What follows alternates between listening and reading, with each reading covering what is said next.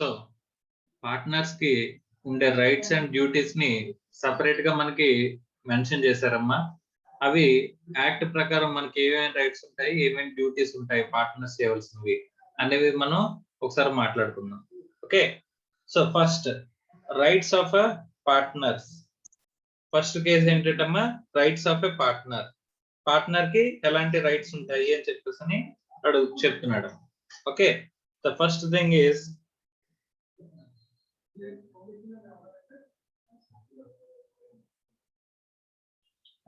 So right to take part in the business.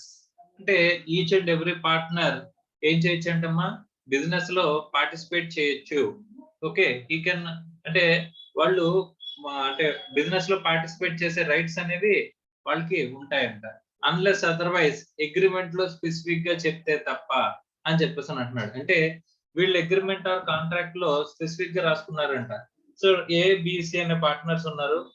వీళ్ళు ముగ్గురు కూడా ఏంటంటే ఇందులో వీడు పర్చేజెస్, వీడి సేల్స్, వీడు అకౌంట్స్ చూసుకుంటారు అని చెప్పేసి వీళ్ళు అనుకున్నారన్నమాట. ట్రేడింగ్ ఫర్మ్ ఇది. ఆ ట్రేడింగ్ ఫర్మ్ లో వీడు పర్చేజెస్ చూసుకుంటాడు, వీడు సేల్స్ చూసుకుంటాడు, వీడు అకౌంట్స్ చూసుకుంటాడు అని చెప్పేసి ముగ్గురు పార్ట్నర్స్ విడివిడిగా అని వీళ్ళు కాంట్రాక్ట్ లో రాసుకున్నారు. అలా రాసుకోకపోతే కనుక, అంటే కాంట్రాక్ట్ ఆర్ అగ్రిమెంట్ లో స్పెసిఫిక్ గా చెప్పకపోతే కనుక each and every partner has a right to do every aspect ప్రతి ఆస్పెక్ట్ ని అందరూ కూడా చేసే రైట్ అనేది ఇక్కడ ఉంటుందని చెప్పేసి చెప్తున్నారు. Okay, right. సో ఇప్పుడు నేను ఎవరినైతే అడుగుతున్న వాళ్ళు సార్ చదవండి అమ్మా కొంచెం.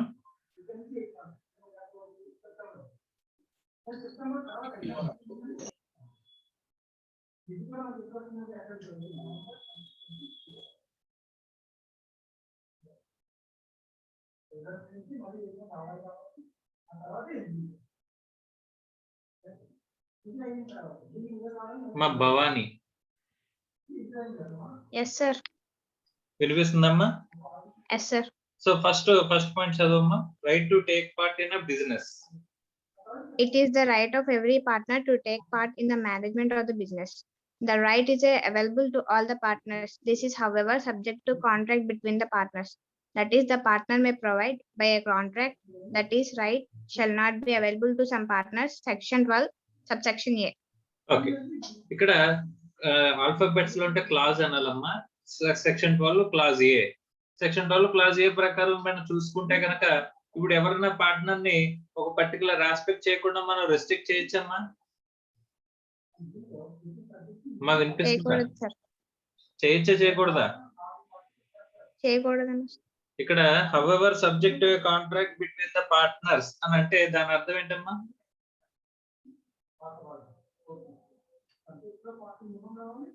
అంటే కొంతమందికి ఇప్పుడు ఒక్కొక్క పార్ట్నర్ ని నువ్వు ఇందులో బిజినెస్ అనేది ఇప్పుడు టోటల్ ముగ్గురు పార్ట్నర్లు ఏ మాత్రమే మొత్తం బిజినెస్ చేయాలి, బీసీ పార్ట్నర్స్ లో బిజినెస్ అనేది బిజినెస్ యాక్టివిటీస్ లోకి ఇన్వాల్వ్ అవ్వకూడదు, ఒకవేళ ఇన్వాల్వ్ అయినా ఓన్లీ వాళ్ళ activity restricted to this thing అని చెప్పేసి అని ఉండొచ్చా ఉండడానికి లేదా?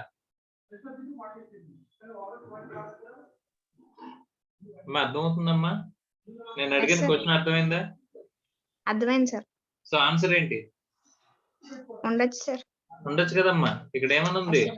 సో ఇక్కడ ప్రతి పార్ట్నర్ కి అసలు ఎలాంటి అగ్రిమెంట్ లో ఏ పాయింట్ లేకపోతే ప్రతి partner management of the business లో ప్రతి ఆస్పెక్ట్ లో పార్టిసిపేట్ చేయొచ్చు. కానీ ఎక్కడైనా స్పెసిఫిక్ గా ఉంటే కనుక, అంటే అగ్రిమెంట్ లో స్పెసిఫిక్ గా ఉంటే కనుక అలాగా, అంటే విచ్ ఎవర్ ఇస్ ప్రివేల్, అంటే అగ్రిమెంట్ లో ఉన్నదా లేకపోతే యాక్ట్ లో ఉన్నదా అంటే అగ్రిమెంట్ లో ఉన్నది ప్రివేల్ ఓవర్ అవుతుంది. ప్రివేల్ ఓవర్ అవడం అంటే ఏంటి? Which will win. అంటే ఇప్పుడు యాక్ట్ లో మనకి అందరూ పార్టిసిపేట్ చేయొచ్చు అని ఉంది. అగ్రిమెంట్ లో పర్టికులర్ పార్ట్నర్స్ ఈ యాక్టివిటీ చేయకూడదని ఉంటే విచ్ ఇస్ సుపీరియర్? ఏది సుపీరియర్ అంటమ్మా?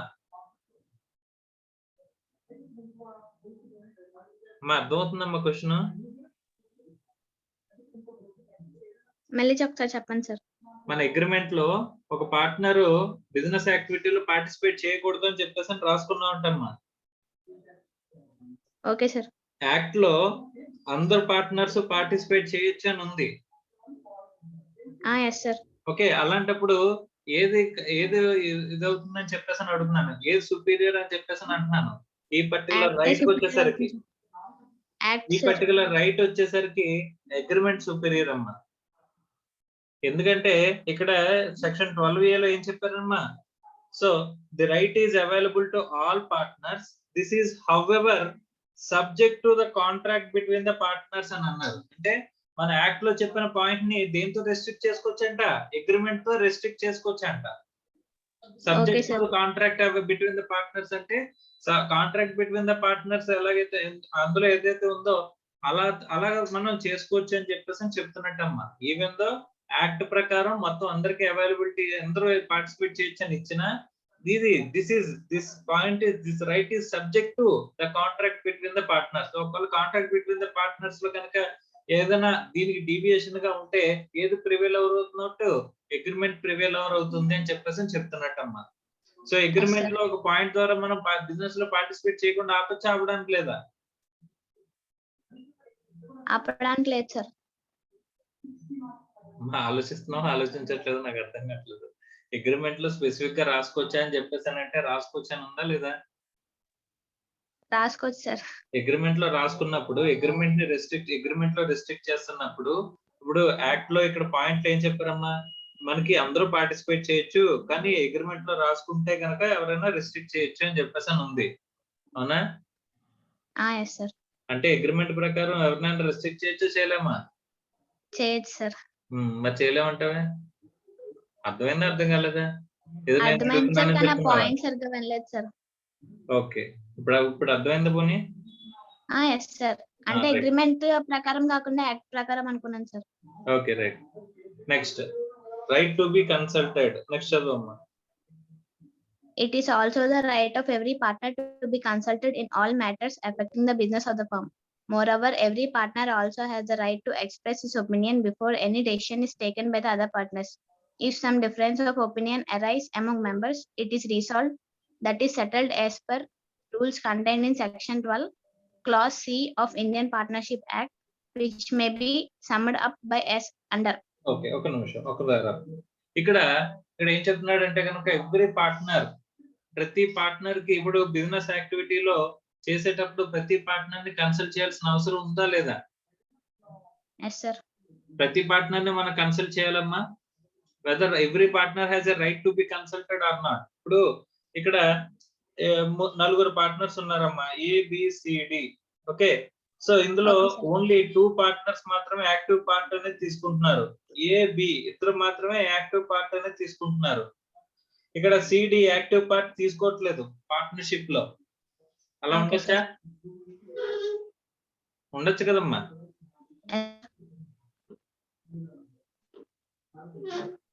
అమ్మా వినిపిస్తుందా?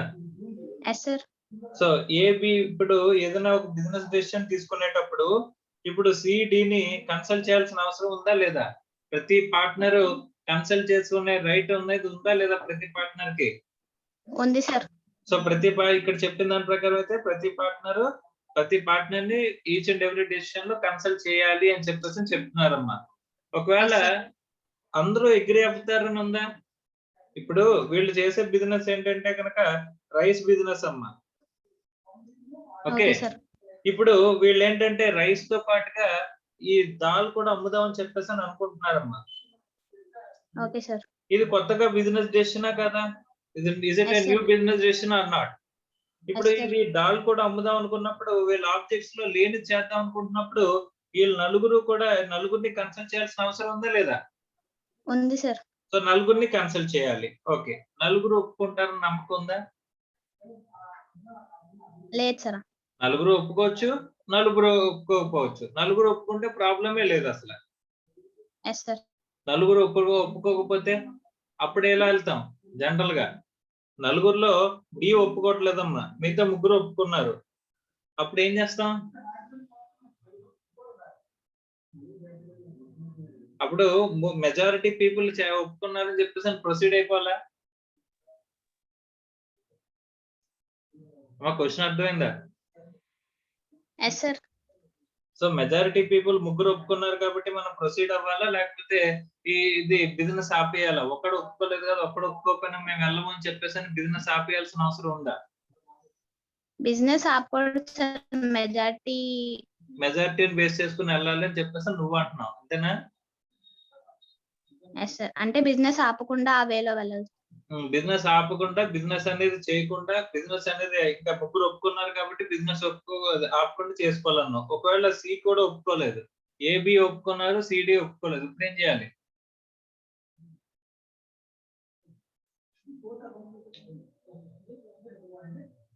అమ్మా ఇప్పుడు ఏం చేయాలమ్మా? ఇద్దరు ఒప్పుకున్నారు, ఇద్దరు ఒప్పుకోలేదు. ఇందాక మెజారిటీ ఉంది కాబట్టి మెజారిటీ రూల్స్ అని చెప్పేసావు. మరి కొంతమంది ఒప్పుకొని కొంతమంది ఒప్పుకోకపోతే ఏం చేయాలి? మా క్వశ్చన్ అర్థం అవుతుందా? అర్థమైంది సార్. కొంచెం రెస్పాన్స్ ఇవ్వమ్మా. రైట్. సో ఇలాంటి ఇష్యూస్ రిజాల్వ్ చేయడానికి ఎక్కడ చెప్పారంటమ్మా? సెక్షన్ 12C లో మనకి క్లియర్ గా డిఫైన్ చేశారంట. అర్థమవుతుందా? 12C లో రూల్స్ అనేవి డిఫైన్ చేశారంట. Yes, sir. ఆ రూల్స్ ఏంటనేది చదువు next. Where the difference of opinion is over an ordinary matter, the same may be settled by a majority of the partners, and in such cases, every partner shall be given the right to express his opinion before the matter is decided. Okay. So ఇక్కడ matters ని ordinary matter, ఇక్కడ ఏమో fundamental matter అని చెప్పేసి divide చేసాడమ్మా. ఇక్కడ difference వచ్చే matters ని ఎన్ని రకాల మ్యాటర్స్ అంటున్నాడు? Matters are divided into ordinary matter and fundamental matter. Okay అమ్మా? Yes, sir. ఈ ఫండమెంటల్ మ్యాటర్ అయితే ఎలాగా, ఆర్డినరీ మ్యాటర్ అయితే ఎలాగా అంటున్నాడు. ఆర్డినరీ మ్యాటర్ అయితే కనుక ఏం చెప్తున్నాడమ్మా? మెజారిటీ రూల్ అంటున్నాడు. Yes, sir. ఓకే, అదే ఫండమెంటల్ మ్యాటర్ అయితే ఏమంటున్నాడు చదువు. Where the difference of opinion is over a fundamental matter, the matters affecting the nature of business, the same can be settled with the consent of all the partners. That is, in such cases, the change can be effected only with the consent of all the partners. However, the partnership. ఒక నిమిషం. ఇక్కడైతే fundamental matter అయితే ఏం చేయాలి? Fundamental matter అయితే ఏం చెప్తున్నాడమ్మా? 12C ప్రకారం all partners, అందరు పార్ట్నర్స్ అగ్రీ అయితేనే గానీ అక్కడ ఏం చేయకూడదు? బిజినెస్ అనేది చేయకూడదమ్మా. అర్థమైందా? సో ఇక్కడ ఆర్డినరీ మ్యాటర్ అయితే మెజారిటీ ఎలాగో, ఫండమెంటల్ మ్యాటర్ అయితే ఆల్ పార్ట్నర్స్ అందరూ అగ్రీ అయితేనే గానీ చేయకూడదు. Okay right. మెజారిటీ రూల్ చూద్దాం. ఆల్ పార్ట్నర్స్ అగ్రీ అవ్వాలంటే అందరూ ఉన్న పార్ట్నర్స్ అందరూ ఒప్పుకోవాలని అర్థం. మెజారిటీ రూల్ ఎలా చెప్తారో చూద్దాం. ఒకవేళ ఇద్దరు పార్ట్నర్స్ ఉన్నారు అనుకోమ్మా, మెజారిటీ ఎంత? 2A, sir. మెజారిటీ 2. ఓకే, ముగ్గురు పార్ట్నర్స్ ఉన్నారు అనుకోమ్మా, మెజారిటీ ఎంత? 3. మెజారిటీ ముగ్గురులో ఇద్దరు ఒప్పుకుంటే చాలు కదమ్మా majority. Okay sir. Majority rule అడుగుతున్నాను. నలుగురు ఉంటే 3, sir. 3. ఐదుగురు ఉన్నా మేబీ 3 or 4. అదే 3 కంటే ఎక్కువ, అంతే కదా? Okay sir. సో 6 మెంబర్స్ ఉంటే 3 కన్నా ఎక్కువే సార్. 3 ఇప్పుడు 3 మెంబర్స్ ఒప్పుకున్నా అది మెజారిటీ అయిపోతుందా? 3 మెంబర్స్ ఒప్పుకున్నారు, 3 మెంబర్స్ ఒప్పుకోలేదు, అలాంటప్పుడు మెజారిటీ అవుతుందా? అది అవ్వదు సార్. మరి 6 మెంబర్స్ ఉంటే మెజారిటీ అంటే ఎంత నెంబర్? 4 above. 4. ఓకే, 7 ఉంటే 7 పార్ట్నర్స్ ఉంటే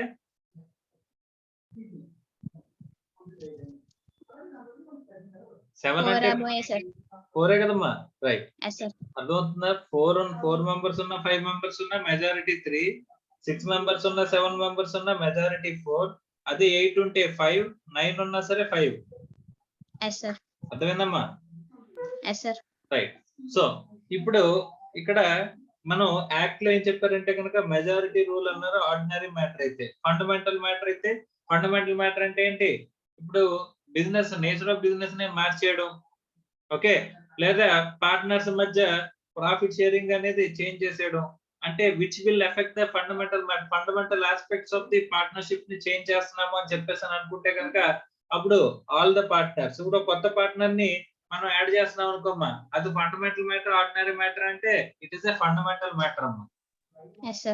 ఓకే, సో ఇక్కడ మనకి చెప్తుంది ఏంటి? రైస్ బిజినెస్ ని దాల్ బిజినెస్ తో మనం ఎడిషనల్ గా మారుస్తుంటే కనుక, ఎడిషనల్ గా బిజినెస్ చేస్తుంటే నేచర్ ఆఫ్ బిజినెస్ ని మనం చేంజ్ చేస్తున్నాం. సో అలాంటప్పుడు ఇదేమవుద్ది? ఫండమెంటల్ మ్యాటర్ అవుతుంది. Yes, sir. ఫండమెంటల్ మ్యాటర్ అయితే ఎంతమంది పార్ట్నర్స్ ఉండాలి? ఎంతమంది అగ్రీ అవ్వాలమ్మా? Majority, sir. ఫండమెంటల్ మ్యాటర్ అయితే ఆల్ పార్ట్నర్స్ లేకపోతే మెజారిటీ? అక్కడ కనిపించట్లేదు. Sorry, sir. All the partners, sir. అర్థమవుతుందో అర్థం కావట్లేదు, నాకు అర్థం కావట్లేదు. అర్థమవుతుంది సార్. మరి అదే ఏదో నోటికొచ్చింది చెప్పేస్తున్నావు, అక్కడ చెప్తున్నావు, నాకు అర్థం కాలేదు మరి. ఓకే, సో ఫండమెంటల్ మ్యాటర్స్ అనుకుంటే కనుక అక్కడ ఎంతమంది అమ్మా? ఆల్ పార్ట్నర్స్ షుడ్ అగ్రీ, అంతే కదా? Yes, sir. Is it clear or not? Yes, sir. Right. Okay, ఇప్పుడు ఇదంతా కూడా 12C లో చెప్పిందమ్మా. 12C యాక్ట్ లో 12C అనే సెక్షన్ లో చెప్పింది. ఓకే, ఇప్పుడు నెక్స్ట్ పాయింట్ చదవమ్మా. Right to have access to books. Every partner has a right. ఇంకా ముందు దాంట్లో కొంచెం వదిలేసావు లాస్ట్ లో. However, the partnership deed may provide that all matters shall be decided by majority opinion. Okay, అంటే ఇక్కడ act లో చెప్పిన దానికి కాంట్రరీగా మనకి అగ్రిమెంట్ లో మన పార్ట్నర్షిప్ డీడ్ లో ప్రొవైడ్ చేయొచ్చా? కాంట్రరీ అంటే ఆపోజిట్ గా, అంటే ఇప్పుడు మెజారిటీ పార్ట్నర్, ఇప్పుడు ఆర్డినరీ మ్యాటర్ అయినా లేకపోతే ఫండమెంటల్ మ్యాటర్ అయినా మెజారిటీ ఆఫ్ ది ఒపీనియన్ అని చెప్పేసి ఇక్కడ ఆల్ పార్ట్నర్స్ అన్నారు కదా, అలాంటి చోట మెజారిటీ అని చెప్పేసి మన పార్ట్నర్షిప్ డీడ్ చెప్పొచ్చా అంటే ఆన్సర్ ఏమంటున్నాడు? ఎస్, చెప్పచ్చు అని చెప్పేసి చెప్తున్నాడమ్మా. సో అప్పుడు ఏది ప్రివేల్ ఎవరు అవుతుందంటే కనుక మన పార్ట్నర్షిప్ డీడ్ ప్రివేల్ ఎవరు అవుతుంది అంటే విన్ అవుతుంది. మన పార్ట్నర్షిప్ డీడ్ లో చెప్పినట్లు చేయమంటున్నాడమ్మా. ఓకే, అంటే ఇక్కడ రైట్స్ చెప్తున్నాడు. ఒకవేళ ఇప్పుడు మన అగ్రిమెంట్ లో కాంట్రాక్ట్ సైలెంట్ గా ఉంటే అప్పుడు ఇక్కడ రైట్స్ చూడాలి. ఒకవేళ మన పార్ట్నర్షిప్ డీడ్ ఏదైనా స్పెసిఫిక్ గా వాటి గురించి రైట్స్ గురించి చెప్తే ఆ పార్ట్నర్షిప్ డీడ్ లో ఉన్నది చేయమంటున్నాడమ్మా. అర్థమైందా? సో మనకి పార్ట్నర్షిప్ డీడ్ లో ఏమైనా చెప్తే అదే సుపీరియర్. ఒకవేళ పార్ట్నర్షిప్ డీడ్ సైలెంట్ గా ఉంటే ఏమి చెప్పకపోతే ఆ పాయింట్ గురించి మెన్షన్ చేయకపోవడం గానీ, అసలు మెన్షన్ చేసిన అందులో దీని గురించి ఏమి రాయకపోవడం గానీ చేస్తే అప్పుడు మనం ఎక్కడికి వెళ్ళాలి? యాక్ట్ కి వెళ్ళాలి. యాక్ట్ లో చెప్పింది మాత్రం ఇక్కడ ఆర్డినరీ మ్యాటర్ అయితే మెజారిటీ రూల్, ఫండమెంటల్ మ్యాటర్ అయితే కనుక ఆల్ ద పార్ట్నర్స్ అని చెప్పేసి యాక్ట్ చెప్పింది. మన అగ్రిమెంట్ లో రాసుకునేది డిఫరెంట్ గా రాసుకోవచ్చు. అన్ని ఏ మ్యాటర్ అయినా సరే మెజారిటీ రూల్ అని చెప్పేసి రాసుకోవచ్చు అంటే రాసుకోవచ్చు. ఒకవేళ ఏమీ రాయకుండా సైలెంట్ గా ఉంటే మాత్రం అప్పుడు పార్ట్నర్షిప్ యాక్ట్ అనేది అప్లికబుల్ అవుతుంది అని చెప్పేసి చెప్తున్నాడు అమ్మా. Is it clear or not? Okay sir. Right, off చేసేమ్మా.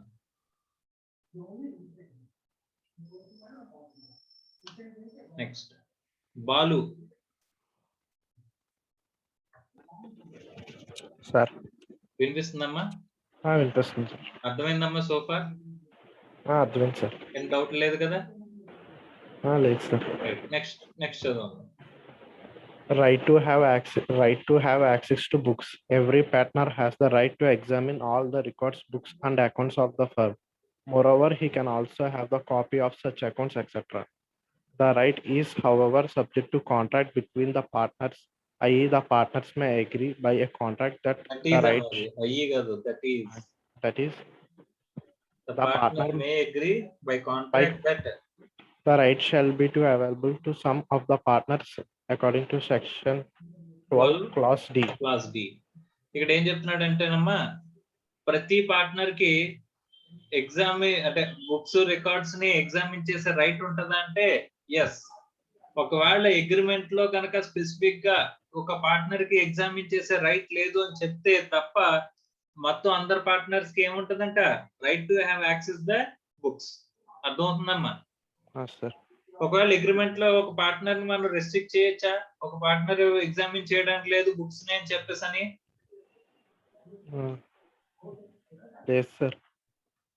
చేయడానికి లేదా? చేయడానికి లేదు సార్. ఒకసారి పైన రైట్స్ ఆఫ్ ఎ పార్ట్నర్ అని 19.1 ఉంది కదా, దాని కింద ఒక 2 లైన్లు ఉన్నాయి, చదవమ్మా first. This is however subject to contract between the partners. First rights of a partner. ఇప్పుడు first right to take part in business ఉందా, దాని పైన ఒక 2 లైన్లు ఉన్నాయి, అది ఒకసారి చదువు. The mutual rights of partner depends upon the provision of the partnership agreement. However, subject to agreement between the partners, the law confers the following rights upon all partners. అంటే పార్ట్నర్షిప్ అగ్రిమెంట్ లో మనకి మనం rights అనేవి రాసుకోవచ్చు. ఒకవేళ అక్కడ రాసుకోకపోతే గనక అప్పుడు మనకు ఉండే రైట్స్ ని యాక్ట్ ఏమని చెప్తుందో అవి అని చెప్పేసి చెప్తున్నాడమ్మా. అర్థమవుతుందా? ఒకవేళ పార్ట్నర్షిప్ అగ్రిమెంట్ లో ఒక పార్ట్నర్ కి రైట్ టు యాక్సెస్ బుక్స్ లేదు అని చెప్పేసి అని రాస్తే ఉండదమ్మా. అలా రాయకపోతే గనక పార్ట్నర్షిప్ అగ్రిమెంట్ రాయకపోతే అప్పుడు బుక్స్ ని యాక్సెస్ చేసే రైట్ అందరికీ ఉంటుందంట. ఎవ్రీ పార్ట్నర్ కి రైట్ ఉంటుంది. ఏ సెక్షన్ ప్రకారం ఇంకా ఇక్కడ పార్ట్నర్షిప్ యాక్ట్ ప్రకారం 12D అనే సెక్షన్ ప్రకారం right to access the books of accounts అనేది అందరికీ ఉంటది. కానీ ఒకవేళ అగ్రిమెంట్ లో కనుక స్పెసిఫిక్ గా చెప్తే అక్కడ ఉండదు అని చెప్పేసి చెప్తున్నాడు. అర్థమైందా? అర్థమైంది సార్. సో ఇప్పుడు అగ్రిమెంట్ లో ఒక పార్ట్నర్ రెస్ట్రిక్ట్ చేయొచ్చా? చేయొచ్చు సార్. చేయొచ్చు కదా? చేయొచ్చు సార్.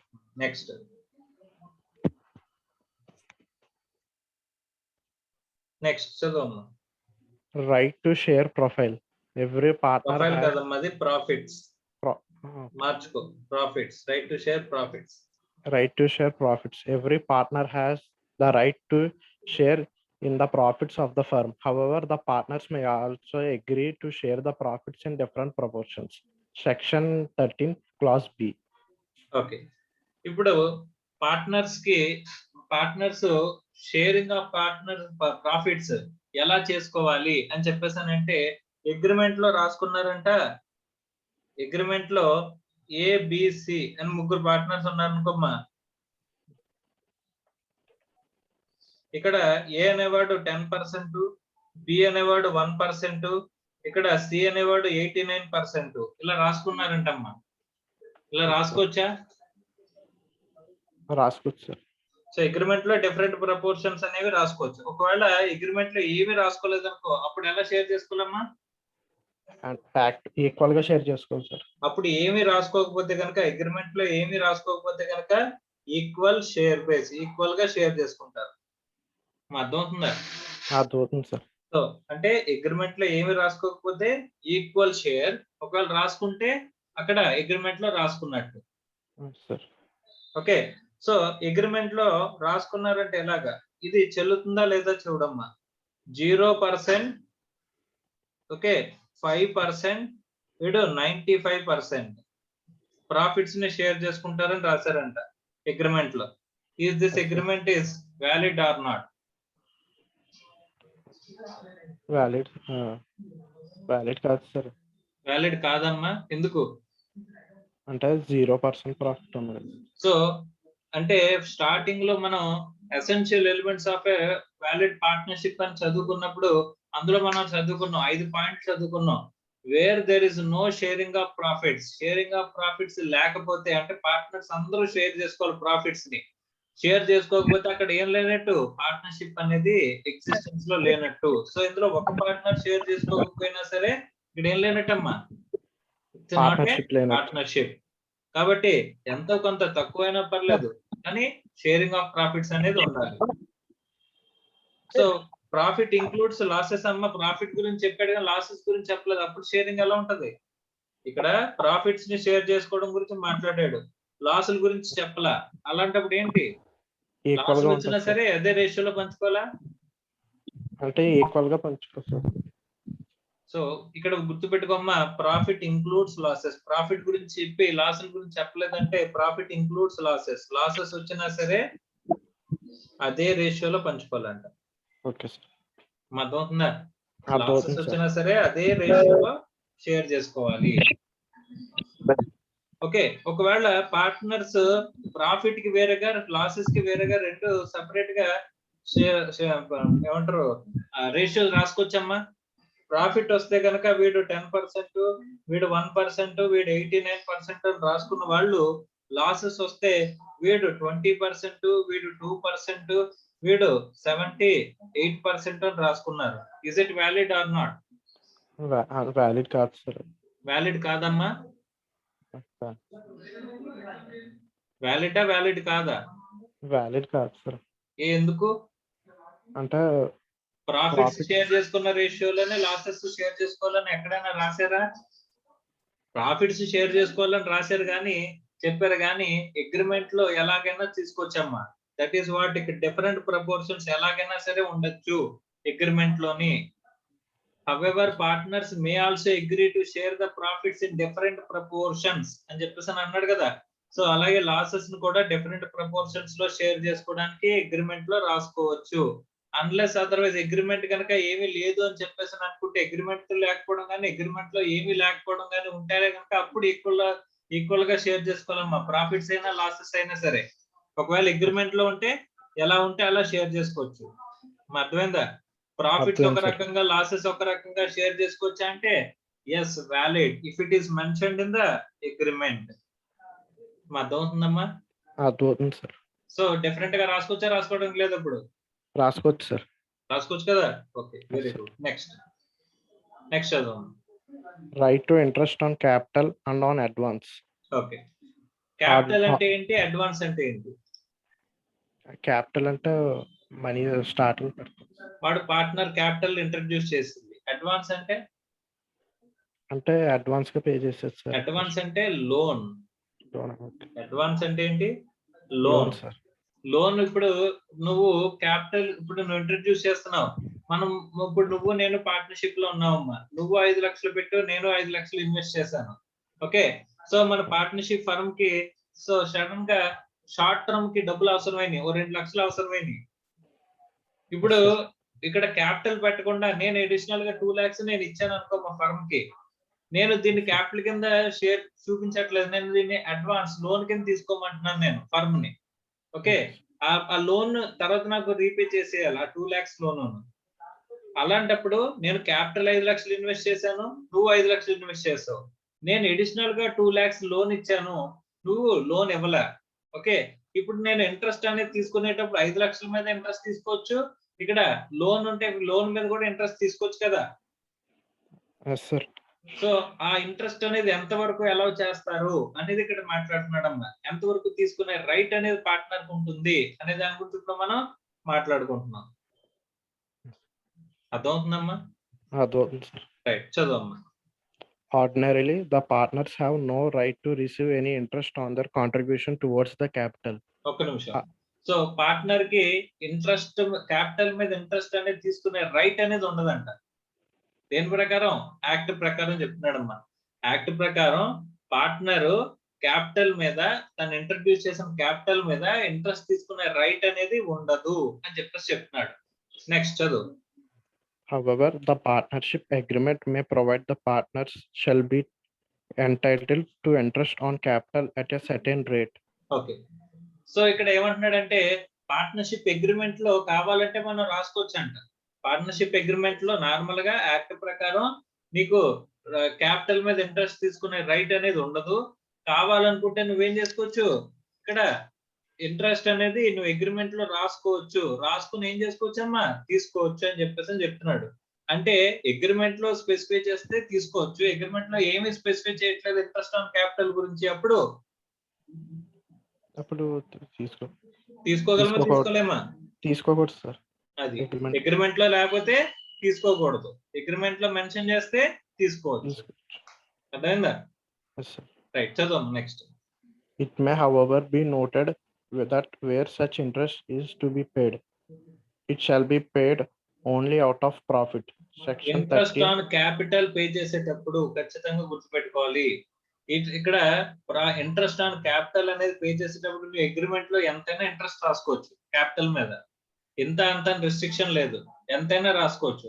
కానీ అది ప్రాఫిట్స్ ఉంటే మాత్రమే పే చేయాలి. ఓన్లీ అవుట్ ఆఫ్ ప్రాఫిట్ అమ్మా. నీకు పార్ట్నర్షిప్ అకౌంట్స్ చూసావా ఎప్పుడైనా? పార్ట్నర్షిప్ ఉందా నీకు ఇంటర్మీడియట్ లో? అవును సార్. పార్ట్నర్షిప్ అకౌంట్స్ లో P&L account and P&L appropriation account అని చెప్పేసి 2 అకౌంట్స్ వేస్తావు, గుర్తుందా?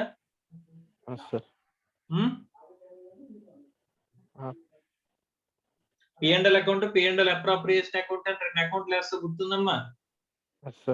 So interest on capital is a P&L appropriation aspect.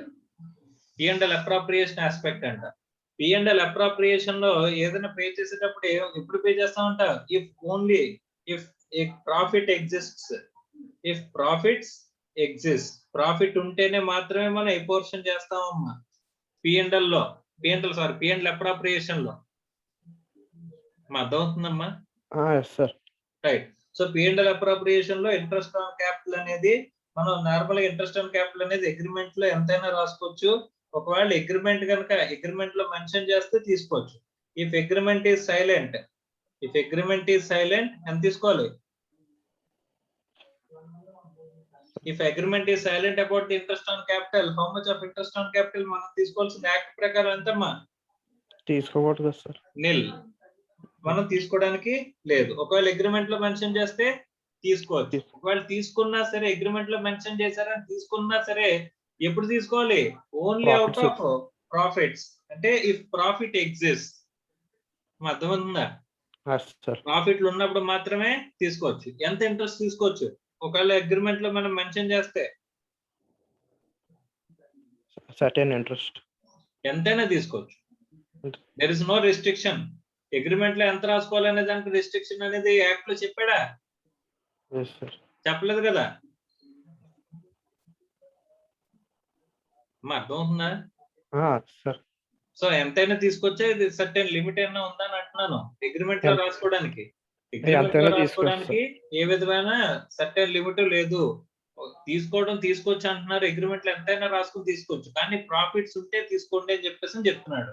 అంతే. అర్థమైందా? అర్థమైంది సార్. రైట్. ఇదంతా ఏంటి? ఇంట్రెస్ట్ ఆన్ క్యాపిటల్ గురించి. ఇదంతా ఏంటి? Interest on capital. Next interest on advance. Next చూడము. Where addition to the contribution towards the capital, a partner also advances a sum of amount for the purpose of the business of the firm. He is entitled to the interest on such advance at the rate of 6% per annum according to section 13 clause D. Okay. So ఇక్కడ మనకి ఏం చెప్తున్నారు అని చెప్పేసానంటే, interest on advance అంటే ఏంటమ్మా? Loan. Interest on loan అనేది ఏ aspect అంటే ఇది పిఎండ్ఎల్ లో ఆస్పెక్ట్ అమ్మా. ఇప్పుడు బయట నేను కాకుండా బయట ఎవడైనా లోన్ ఇచ్చాడు అనుకో, నేను పార్ట్నర్ కాబట్టి నేను లోన్ ఇచ్చాను కాకుండా బయట వాడు ఎవడైనా లోన్ ఇచ్చాడు అనుకో, వాడికి ఇంట్రెస్ట్ పే చేస్తామా, పే చేయమా? సో పే చేస్తాం అన్నప్పుడు ఆ ఇంట్రెస్ట్ ఆన్ లోన్ అనేది ప్రాఫిట్ ఉంటేనే పే చేస్తామా? ప్రాఫిట్ లేకపోయినా పే చేయాలా? ప్రాఫిట్ లేకపోయినా పే చేయాలి. సో ప్రాఫిట్ లేకపోయినా పే చేయాలి. సో ఇక్కడ ఏంటిది? ఇంట్రెస్ట్ ఆన్ లోన్ అనేది to be paid even if there is losses ఉన్నా సరే పే చేయాల్సిన ఆస్పెక్ట్ అంటమ్మా. అంతేనా? ఓకే. ఒకవేళ ఇది ఎంత పే చేయమంటున్నాడు? అగ్రిమెంట్ లో ఎంత చెప్తే అంత పే చేయొచ్చమ్మా. If agreement specifies the specified percentage, specified amount. అర్థమవుతుందా? If agreement does not specify అంటే అగ్రిమెంట్ లో ఏమి చెప్పకపోతే అప్పుడు ఎక్కడికి వెళ్తాం?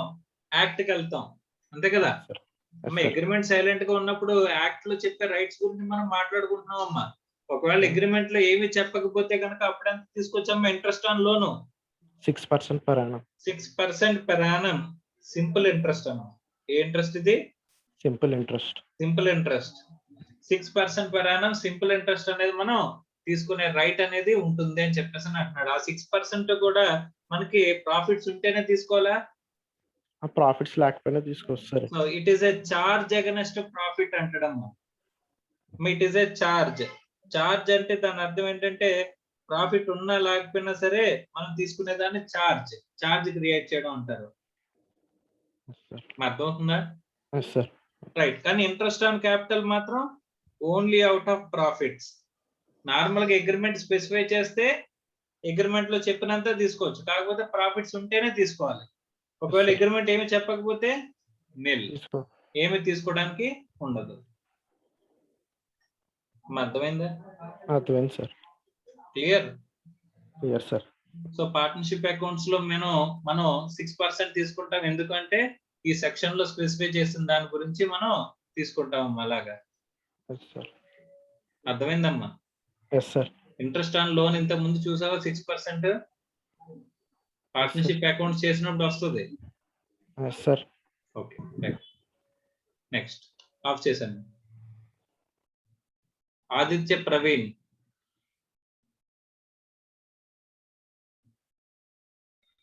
Yes, sir.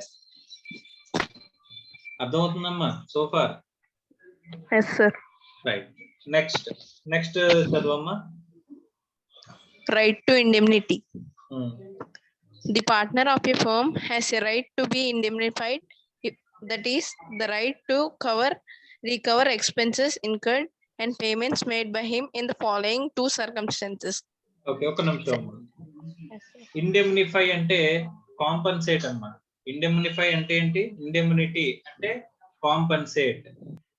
ఓకే, కాంపన్సేట్ అంటే ఇప్పుడు నువ్వు గనక ఫర్మ్ గురించి ఏదైనా, నువ్వు నేను పార్ట్నర్స్ అమ్మా, ఫర్మ్ గురించి ఏదైనా ఎక్స్పెండిచర్ నువ్వు సొంతంగా స్పెండ్ చేసావు అనుకోమ్మా, మా ఫర్మ్ వేరు నువ్వు వేరు కదా. Yes, sir. సో ఫర్మ్ గురించి నువ్వు ఏదైనా నీ పర్సనల్ అమౌంట్ తీసుకొచ్చి నువ్వు ఖర్చు పెడితే ఫర్మ్ నుంచి రికవర్ చేసుకునే రైట్ ఉంటుందా ఉండదా నీకు? ఉంటుంది sir. So that is right to indemnify. అర్థమవుతుందమ్మా? Yes, sir. రైట్. ఇప్పుడు చదువు. Expenses incurred in the ordinary course of business. A partner has a right to recover from the firm any expenses incurred by him in the ordinary course of partnership business. In the ordinary course of partnership business. In the ordinary course of partnership business లో ఏదైనా expenditure incur అయితే కనుక అది మనం collect చేసుకునే right ఉంటుందా ఉండదా? ఉంటుంది సార్. ఉంటుంది. Okay, next. Expenses incurred in an emergency. A partner has a right to recover from the firm any expenses incurred by him in order to protect the property for the firm from a loss threatened by an emergency. So ఇక్కడ మనం expenses ఏవైతే incur అవుతామో expenses ని రెండు రకాలుగా bifurcate చేస్తున్నారు. Ordinary course of business లో ఖర్చు పెట్టే expenditure, expenses incurred in emergency. ఈ ఎమర్జెన్సీలో మనం ఖర్చు పెట్టిన ఎక్స్పెండిచర్ రెండింటిని కూడా ఏం చేస్తానంటున్నాడు? రికవర్ చేసుకునే రైట్ అనేది ఎవరికి ఇస్తున్నాడమ్మా? Partner sir. పార్ట్నర్ కి ఇస్తుంది. ఎవరు? మన పార్ట్నర్షిప్ యాక్ట్. ఓకేనా? Next. Right to use the partnership property. It is the right of every partner to use the partnership property. It may, however, be noted that the partnership property should be used exclusively for the purpose of partnership business. Okay, ఇప్పుడు partnership firm కి ఒక car ఉందంటమ్మా.